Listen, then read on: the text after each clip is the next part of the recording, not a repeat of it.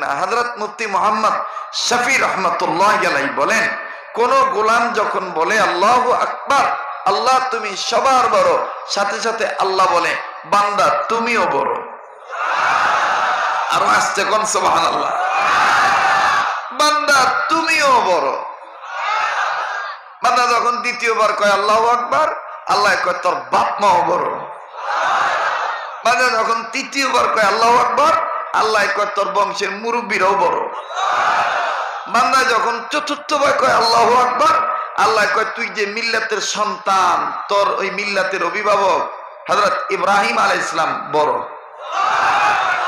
বান্দা যখন পঞ্চমবার কয় আল্লাহু আকবার, আল্লাহ কয় মুহাম্মদ নবী, ইব্রাহিম নবীর রুহানি পিতা, তোদের রুহানি পিতা, তিনিও বড়।